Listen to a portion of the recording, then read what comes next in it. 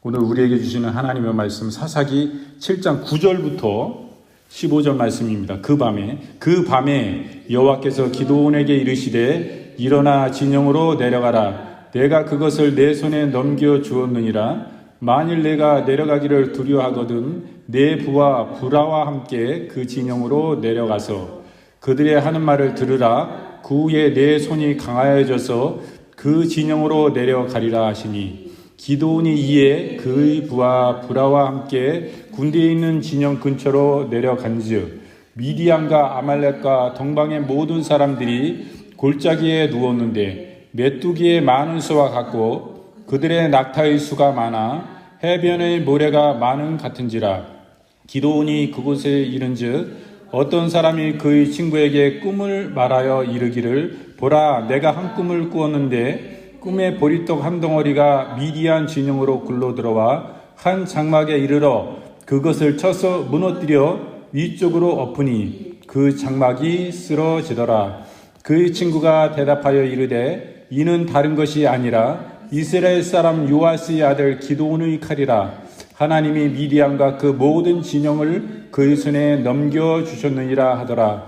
기드온이 그 꿈과 해몽하는 말을 듣고 경배하며 이스라엘의 진영으로 돌아와 이르되 일어나라 여호와께서 미디안과 그 모든 진영을 너희 손에 넘겨주셨느니라. 아멘. 이 시간은 사사기 7장 9절부터 15절의 말씀을 본문으로 꿈의 격려라는 제목으로 우리가 함께 은혜를 나누겠습니다. 이 사사시대, 이 사사기의 기록이 나옵니다. 기드온이라는 사람도 사사인데 총 12명의 사사가 있었습니다. 그 중에 대사사가 있는데 대사사는 6명이에요. 그 중에 한 명이 바로 기드온인 것입니다. 이 사사라는 것은 이스라엘의 지도자입니다. 여호수아가 죽은 이후부터 이스라엘의 초대왕 사울왕이 등장하기까지 하나님에 의해 세워진 이스라엘의 군사, 정치, 모든 재판, 하여튼 이스라엘의 지도자로 하나님이 세워주신 것입니다. 하나님은 이처럼 어떤 왕보다도 다른 나라에는 이 당시에 다 왕이 있었어요. 그러나 이스라엘만큼은 왕이 없었습니다. 왜 없었습니까? 하나님이 그 이스라엘의 진정한 왕이었기 때문인 것입니다. 그러나 이스라엘 백성들은 눈에 보이는 왕을 세워지기를 간절히 원했습니다. 하나님의 마음은 그게 아니에요. 하나님은 하나님의 왕이시기 때문에 하나님의 사람 이 사사와 같이 선지자들을 세워서 이들을 통해서 하나님은 정치하시고 통치하시고 재판하시고 일하셨던 것입니다. 이에 앞서서 아브라함 때의 그 족장 시대도 그래왔지만은 모세 시대에 와가지고 모세는 위대한 하나님의 선지자인 것입니다. 그 이스라엘 지도자예요. 하나님이 모세를 통해서 이스라엘을 통치하시고 다스렸습니다. 하나님이 왕을 세우지 않은 이유가 바로 그분이 진정한 왕이시기 때문에 그 하나님보다도 어떠한 뛰어난 정치적이나 모든 재판에 있어서 참으로 지혜 있고 합리적으로 누구에게나 다 공평한 그 잣대로 심판하시는 분이 하나님이십니다. 그 사람의 중심까지도 꿰뚫는 하나님이시기 때문에 어떤 증인도 필요 없어요. 재판에서. 그럼에도 불구하고 나중에는 왕을 세우게 되는데 이 왕을 이스라엘에 없었던 최초의 왕을 세우기 전에 이 선지자 사사들을 통해서 하나님이 이스라엘을 통치하시고 다스리신 것을 우리는 볼 수가 있습니다. 모든 전쟁에 있어도 마찬가지인 것입니다. 하나님께서 그 위에 계셨어요. 하나님이 지시하셨어요. 하나님 모든 것을 계획하시고 섭리하셨습니다. 이 사사들을 통해서 일하신 거예요. 그때 이 기드온이라는 위대한 하나님의 사람이 나옵니다. 이 당시에도 오늘 말씀을 보니까 미디안, 아말렉과 동방의 모든 사람들이 그 골짜기에 누워서 수경하고 전쟁하기 위해서 나와 있는 것을 얘기하는 것입니다. 그 누운 사람들이 얼마나 많은지 마치 멧돼지 떼와 같이 그 수가 이루 말할 수 없고 그들이 사막이기 때문에 말보다는 낙타를 이용합니다. 낙타는 모래에 잘 빠지지가 않습니다. 발이 굉장히 넓어요. 그래서 모래에도 빠지지 않고 한번 그들이 물을 섭취하면 낙타가 한 달, 두 달은 그냥 물을 먹지 않고도 견디는 것입니다. 그렇기 때문에 이 낙타의 수가 이루 말할 수 없는 거예요. 그 해변에 모래와 같이 많았다 이렇게 이야기하는 것입니다. 이것은 바로 이스라엘의 대적인 것입니다. 이스라엘을 삼키기 위해서 지금 도전해 오는 것입니다. 이것을 향해서 이스라엘은 너무나 미약한 아무것도 없는 것입니다. 기도온 하나님의 사사 선지자가 지금 이제서 군사를 모집하는 거예요. 이스라엘. 처음에 군대를 모집할 때 수많은 사람들이 몰려왔습니다. 그런데 하나님 앞에 합당한 사람이 다 추려서 시험에서 통과된 사람은 단 300명 뿐인 것입니다. 이 하나님의 사람 이스라엘의 지도자 기드온 한 사람이 그 군대 300을 겨누리고 이 수많은 모래와 같은 막강한 무력으로 무장된 메뚜기와 같이 엄청난 때가 몰려와 있는데 그들을 향해서 나아가고 진격하고 승리케 되는 역사를 우리는 보게 되는 것입니다. 여호와는 전쟁의 신이신 것입니다. 우리의 삶 속에 이와 같은 전쟁이 얼마든지 있습니다. 우리의 마음을 공격하고 우리의 마음을 아프게 하고 이것은 적군이 우리를 향해서 돌격해 나오는 것입니다. 이와 같이 메뚜기와 같은 적들의 군대가 이와 같이 많고 그들의 낙타가 이루 말할 수 없이 많이 참으로 무장되어 있는 것입니다. 우리가 어떻게 이길 것입니까? 우리의 힘으로는 되지 않습니다. 이스라엘에 무엇이 있습니까? 이스라엘에 무슨 힘이 있습니까? 군사력이 있습니까? 낙타가 있습니까? 무슨 능력이 있습니까? 지혜자가 있습니까? 어떻게 전쟁을 어떠한 공략을 통해 가지고 이길 수 있는 전법을 행사할 수 있는 사람이 있습니까? 아무도 없는 것입니다. 이 모든 것들이 다 여호와 그 크신 하나님, 진정한 왕이신 이스라엘의 진정한 통치자이신 하나님을 통해서 다 주어지고 그분이 역사하실 때에 그분이 계획하신 가운데 승리케 된 것을 보게 되는 것입니다. 여러분, 사실은 기드온을 통해서 하나님이 그 용사 300을 세우시지만은 하나님이 직접 하시면 아무것도 아니에요. 그러나 하나님의 뜻은 인생을 통해서 하나님의 놀라우신 얼마나 크신 경륜이 높으신 지금도 살아계신 하나님을 경외함으로 그분의 영광 안에 그분을 찬양받기 원하시는 거예요. 그래서 기드온과 300명차를 세우시지 하나님 이스라엘 대적이 이렇게 몰려올 때에 아무리 무장되어 있고 전투력이 뛰어난 전술을 가지고 전략을 가지고 많은 군량대로 준비되어 있다 할지라도 이 적은 나라 이스라엘 이들이 어떻게 먹을 수가 없는 것입니다. 하나님이 한번 쓸어버리시고자 하면 그냥 입으로 불어버리면 일순간에 그 군대는 소멸되고 다 거기서 사망하고 엎드려질 수밖에 없는 것입니다. 이 크신 전지전능하신 하나님 앞에 아무것도 아닌 것입니다. 하나님은 우주 만물을 창조하신 절대 주권자세요. 그분이 창조주이신 것입니다. 이들이 선택된 백성이 아니다 할지라도 이 미디안과 아말렉과 이 동방의 모든 사람들도 결국에는 하나님이 창조하신 피조물에 불과한 것입니다. 우리의 삶은 어떻습니까? 우리의 삶에 환난과 근심이 있습니까? 이것은 바로 대적의 도전인 것입니다. 이 전투를 벌이고 우리에게 나아오는 거예요. 그럴 때 우리의 모습은 어때야 되겠습니까? 우리의 힘이 어디 있습니까? 우리는 이스라엘 선택된 이 백성과 같이 아무것도 없는 것이에요. 아무런 힘과 능력이 없습니다. 그럴 때 어떻습니까?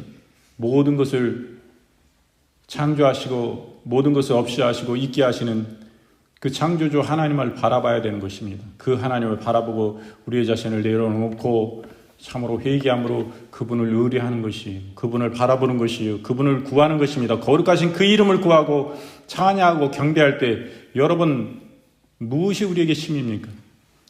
여호와를 찬양하는 것입니다. 하나님을 찬양하는 거예요. 그 크신 하나님을 경배하는 거예요. 그럴 때 하나님께 기도하는 것입니다. 하나님의 거룩하신 이름을 구하는 것입니다. 그분의 얼굴을 구하는 것입니다. 그럴 때 하나님께서는 우리를 통하여 영광을 받으시는 거예요. 우리의 무슨 힘이 있어요? 여호와는 우리의 힘이신 것입니다.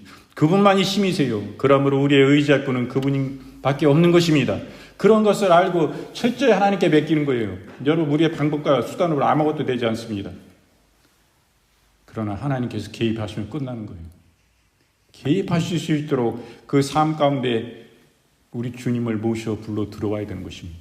그것은 무엇입니까? 여러분 이 자리에서 하나님을 내 마음과 뜻과 중심을 다하여 하나님을 경배하고 찬양할 때 이것이 능력인 것입니다. 여호와 하나님, 그 크신 하나님, 우리 주님의 마음을, 예수님의 마음을 움직이는 거예요. 예수님의 마음을 요동케 하는 거예요. 예수님이 그냥 계실 수가 없는 거예요. 네 사정을 내가 안다. 네 중심을 안다. 네 기도를 안다. 주님의 마음을 불러 일으켜야 되는 것입니다. 그것이 지혜인 것입니다. 그럴 때 주님께서 개입하시고 그분께서 전쟁에 앞장 서셔가지고 지도하실 때 너희 근심이 무엇이냐? 너희 아픔이 어디 있느냐? 주님이 개입하시고 주님이 그것을 연락하시고 받으셨을 때는 끝난 거예요. 우리에게 승리를 주시는 것입니다. 우리의 평안을 주시는 것이에요. 모든 근심거리의 그 근원을 없이 하시고 변화시키시는 것입니다. 그렇기 때문에 우리는 여호와 하나님을 의지해야 됩니다. 그래서 오늘 꿈이라는 제목인데 꿈은 어떤 꿈이 있습니까? 일반적인 꿈이 있습니다. 또 하나님께서 주시는 계시적인 꿈이 있습니다. 앞으로 일어날 사건들에 대해서 미리 알려주시는 것이 바로 이 계시적인 꿈인 것입니다. 우리는 많은 꿈을 꿉니다. 근데 일반적인 꿈은 사람이 자는 동안에 일어나는 일련의 생각들입니다. 또 영상들이에요. 또는 정서들이라고 정의할 수가 있습니다.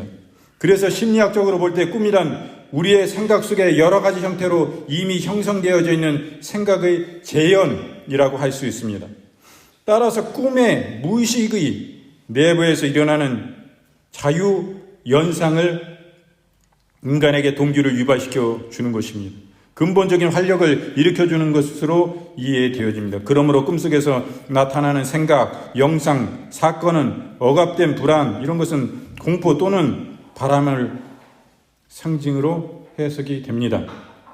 일반적인 꿈은 그래요. 그런데 하나님께서 주시는 계시적인 꿈은 사람이 자면서 꾸는 꿈은 대개 일반적인 꿈이지만 하나님께서 주시는 계시적인 꿈이 있습니다.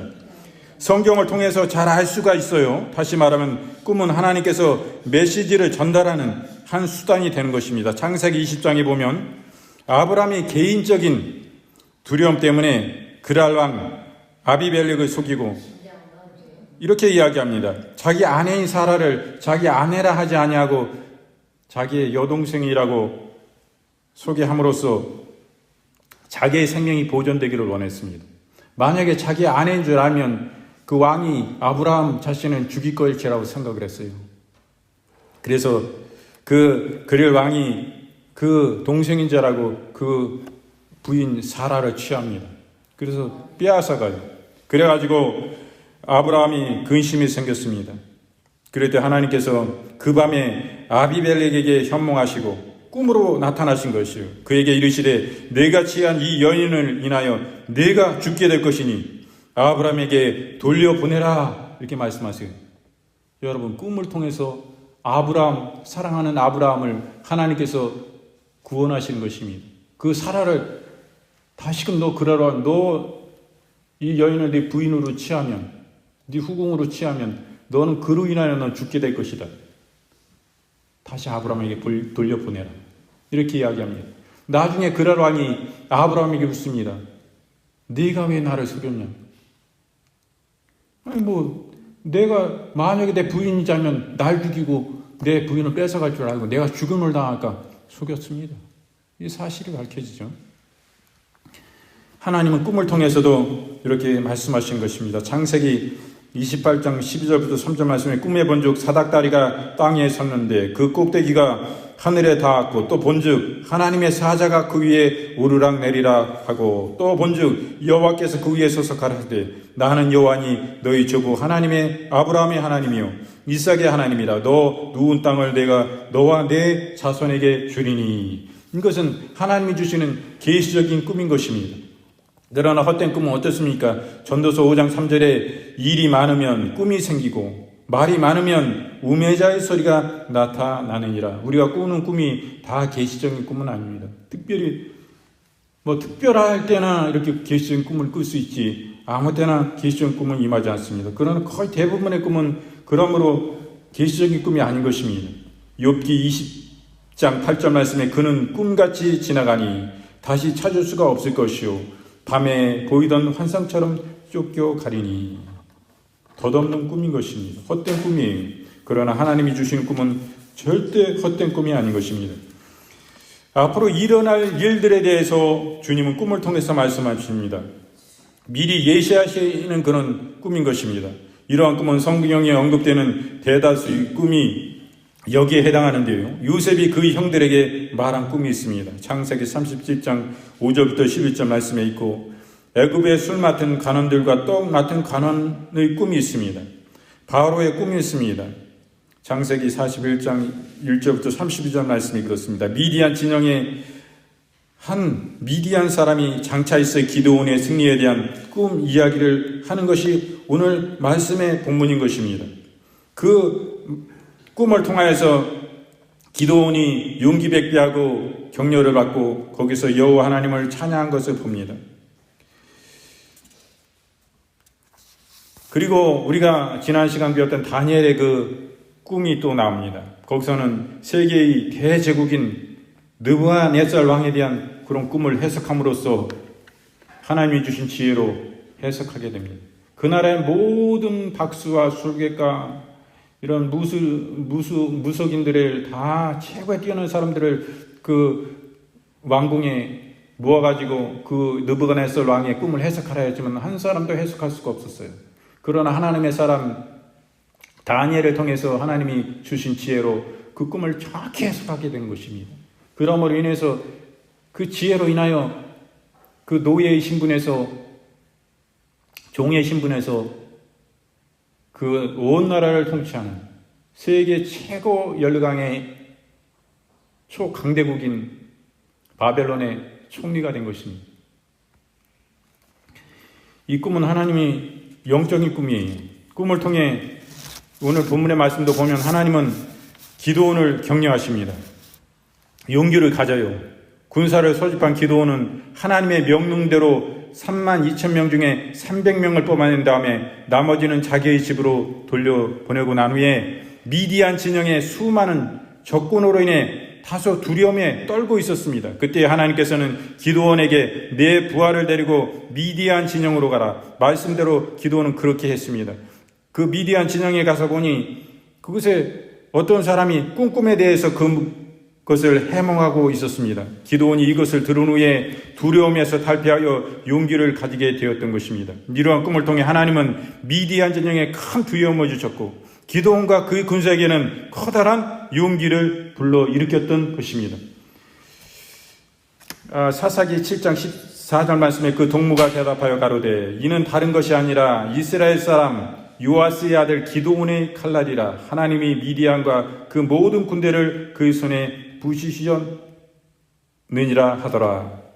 사사기 7장 11절 그들의 하는 말을 들으라. 그 후에 내 손이 강하여져서 능히 내려가서 그 진을 치리라. 기드온이 이에 그 부하 불화를 데리고 군대에 있는 진가에 내려간즉.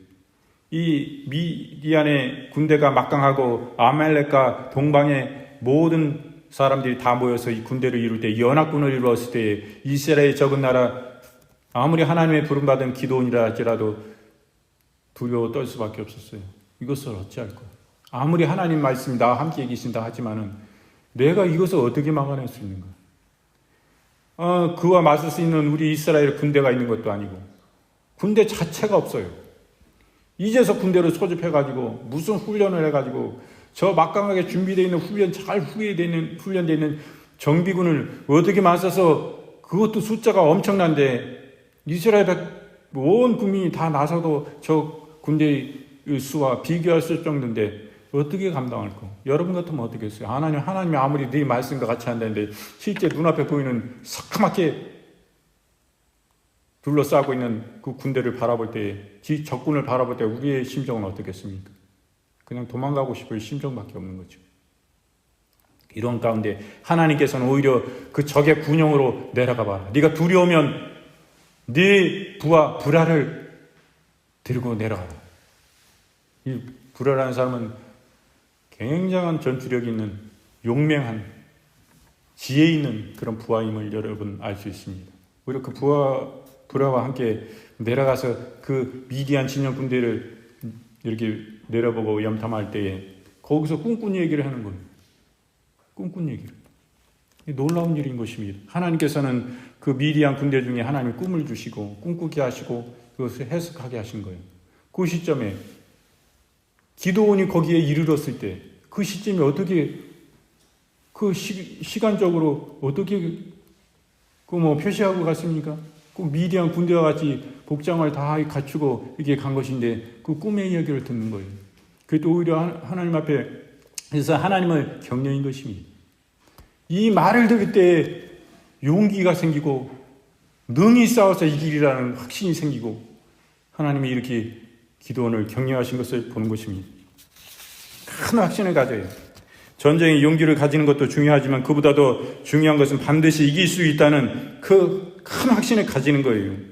기드온은 전쟁의 승패가 군사력의 우위나 작전이 좋고 나쁨에 좌우되는 것이 아니라 하나님께 달려있음을 꿈을 통해서 확인하고 난 다음에 큰 확신을 가지게 되었던 것입니다. 우리가 지녀야 할 지혜 또한 이런 것이 의미인 것입니다. 왜냐하면 하나님은 우리의 산성이시며 우리가 그 안에 거하게 될 것이기 때문인 것입니다. 사사기 7장 13절 말씀에 기드온이 그곳에서 이른즉 어떤 사람이 그 동무에게 꿈을 말하여 이르기를 내가 한 꿈을 꾸었는데 꿈에 보리떡 한 덩어리가 미디안 진영으로 굴러들어와 한 장막에 이르러 그것을 쳐서 무너뜨리고 엎드려뜨리니 곧 쓰러지더라. 아멘. 바로 이 미디안의 진영에 한 보리떡 덩어리인 것입니다. 보리떡 덩어리가 거기서 이르렀는데 이것은 바로 기드온과 300용사 이스라엘의 하나님의 군대를 말하는 것입니다. 그 진영은 무엇입니까? 연합군 아닙니까? 미디안과 아말렉과 동방의 모든 사람들의 연합군이 있었는데 그것을 그 진을 뒤집어 무너뜨린다는 그런 말씀인 것입니다. 하나님은 기드온을 통해서 적진을 치라 내가 그것을 내 손에 붙였느니라 하신 말씀과 미디안 진영의 어떤 군사가 꿈을 들음으로써 이스라엘의 미디안 전쟁은 하나님께서 미디안의 그런 모든 것들을 자기 손에 확실히 붙였음을 확신하게 되고 그 이스라엘의 군대를 이끈 기드온은 이스라엘의 승리를 확신하고 나아갔을 때 진정한 승리를 얻게 되었습니다. 우리는 여기서 여호와께서 능히 못할 일이 없다는 것을 다시 한번 우리는 교훈하시는 말씀인 것입니다. 우리 마음속에 불가능이라는 생각을 가지고 있으니까 이것은 도저히 내 힘으로는 헤쳐나갈 수 없는 부분이 분명히 있구나. 어떻게 할까 이거. 완전히 낭망하고 내 마음을 내려놓고 할 수 없다는 걸 생각으로 완전히 그런 생각들이 있습니까? 여러분 하나님은 우리의 편이 되시면 못할 일이 없는 것입니다. 기도원만 주님이 함께 계신 것이 아니에요. 우리와 지금 함께 계십니다. 그러므로 고린도전서 1장 27절 말씀에 그러나 하나님께서 세상의 미련한 것들을 택하사 지혜 있는 자들을 부끄럽게 하려 하시고 세상의 약한 것들을 택하사 강한 것들을 부끄럽게 하려 하시며 하나님은 너무나 좋으신 하나님이신 것입니다. 하나님은 꿈을 통해서 계시하십니다. 미디안 진영에 있는 한 군사에게 하나님은 보리떡 한 덩어리가 미디안 진으로 굴러들어와 한 장막에 이르고 그것을 쳐서 무너뜨리는 꿈을 꾸도록 하셨습니다. 이렇게 기드온 군대가 승리하고 미디안이 패배하는 꿈을 꾸게 하신 것을 보아서 하나님께서는 얼마나 자기 백성을 사랑하시는가를 잘 알 수 있게 됩니다. 아미멜렉이 아브라함의 아내인 사라를 취하지 못하도록 그 밤에 꿈에 나타나서 금하시는 하나님의 신실하신 모습을 또한 알게 됩니다. 하나님은 일순간도 우리에게 눈을 떼지 아니하시고 졸지도 주무시지도 않으시는 분이신 것입니다. 하나님은 너무나 좋으신 분이에요. 하나님께 우리는 늘 예배하는 자인 거 아닙니까? 기도하는 사람 아니에요? 열왕기상 3장 말씀에 보면 솔로몬의 통치 초기에 있었던 한 일화로서 솔로몬이 기브온 제단에서 1천 번제를 드리는 중에 꿈을 꾸게 됩니다. 하나님께서 솔로몬에게 나타나셨어요. 내가 내게 무엇을 줄꼬? 이렇게 하나님께서 말씀하십니다. 너는 구하라 라는 하나님의 말씀에 대해 솔로몬은 하나님께 지혜를 구하는 장면이 나옵니다. 이렇듯이 하나님께 예배나 기도를 드리는 자에게는 하나님은 꿈으로 나타나시는 모습을 우리는 볼 수가 있습니다. 열왕기상 3장 4절부터 5절 말씀에 이에 왕이 제사하러 기브온에 가니 거기는 산당이 큼이라 솔로몬이 그 단에 2000번제를 드렸더니 기브온에서 밤에 여호와께서 솔로몬의 꿈에 나타나시니라. 하나님이 이르시되 내가 내게 무엇을 줄고 너는 구하라 말씀하십니다. 마태복음 1장에 보면 예수님의 어머니 마리아가 요셉과 정혼하고 동거하기 이전에 마리아가 성령으로 예수 그리스도를 잉태하게 되었습니다. 그런데 성령으로 잉태된 것을 모르던 요셉은 가만히 마리아와 관계를 끊고자 하여 이 일을 생각할 때에 주의사자가 현몽하여 다윗의 자손 요셉아 내 아내 마리아 데려오기를 무서워 말라. 저에게 잉태된 자는 성령으로 잉태된 것이라 하여 말씀하십니다. 우리는 여기서 하나님의 꿈은 의로운 사람에게도 나타남을 알 수 있습니다. 마태복음 1장 19절부터 20절 말씀에 그 남편 요셉은 의로운 사람이라 저를 드러내지 아니하고 가만히 끊고자 하여 이 일을 생각할 때에 주의 사자가 현몽하여 가로되 다윗의 자손 요셉아 내 아내 마리아 데려오기를 무서워 말라. 저에게 잉태된 자는 성령으로 된 것이니라. 아멘. 여러분, 우리가 우리의 삶 속에 하나님 안에 의로운 삶을 살면 하나님은 우리에게 우리의 삶을 어려움과 힘든 가운데 그냥 내버려 두시는 하나님이 아닌 것입니다. 우리의 마음을 근심 가운데 고통하는 우리를 그냥 두시는 분이 아니에요. 이 꿈을 통해서 말씀하시잖아요. 요셉이 얼마나 그 마음이 아프고 의로운 사람이요. 마리아와 정혼했는데 마리아가 아이를 가진 걸 알았습니다. 자기가 동침하지도 않았어요. 정혼하였다는 것은 바로 자기의 아내와 마찬가지인 것입니다. 동침을 안 했어도 자기의 예전으로 보면 자기의 소유와 같아요. 그렇기 때문에 이것은 자기를 배신한 거기 때문에 그 상대 배우자를 죽일 수도 있는 것입니다. 이렇게 예전에는 남편의 영향력이 이 당시에도 너무나 컸던 것이 이러함에도 불구하고 이 사람은 의로운 사람이라 스스로 그 관계를 끊고자 했어요. 그 상대에게 아무런 피해도 주지 않고 아무런 말도 하지 않고 스스로 멀리하려고 하였던 것입니다. 그럴 때 하나님의 사자가 꿈 가운데 요셉 가운데 나타나가지고 말씀합니다. 요셉아, 내 정혼자 마리아에게 잉태된 것은 성령으로 잉태된 그 예수님을 말하는 거예요. 예수님이 잉태된 것, 성령으로 잉태된 것이다. 근심이 단방에 사라지는 거죠. 이런 의로운 사람. 하나님은 우리를 꿈을 통해서 이렇게 말씀하십니다. 꿈과 환상과 계시를 통해서 지금도 말씀하시는 좋으신 분이에요. 많은 사람들이 그래서 그 믿음 안에 살면 꿈에 대해서 관심이 많습니다. 자기가 항상 꿈을 꾸는데 이 꿈이 어떤 꿈이냐고 꿈을 해석을 물어보는 사람도 있을 것입니다. 그런데 거의 대부분의 꿈은 그냥 우리 일상 속에서 그냥 너무 말을 많이 하고 생각을 많이 하다 보면 그것이 꿈으로 나타나는 것이고 그냥 일상적인 그냥 꿈으로 흘려보낼 꿈이 많은 것입니다. 영적인 꿈은 그렇지 많지가 않아요. 일생에서 몇 번 있을까 말까 할 수도 있는 것입니다. 하나님이 귀하게 쓰시는 여기 말씀의 주인공들 아브라함이나 이런 사람들 가까이 진짜 주님과 교제하고 깊이 말씀하시고 그러한 복과 같은 사람들에게 이렇게 나타난 꿈들을 봅니다. 그러니 우리 일상생활 가운데서는 많은 꿈들이 있지만 영적인 꿈보다는 그렇지 않은 꿈들이 더 많기 때문에 너무 꿈에 이렇게 창념할 필요는 없습니다. 그러나 우리를 회개케 하시고 우리에게도 이런 꿈을 또한 주시는 것이에요. 그래서 오늘은 꿈에 대해서 이렇게 우리가 살펴보았습니다.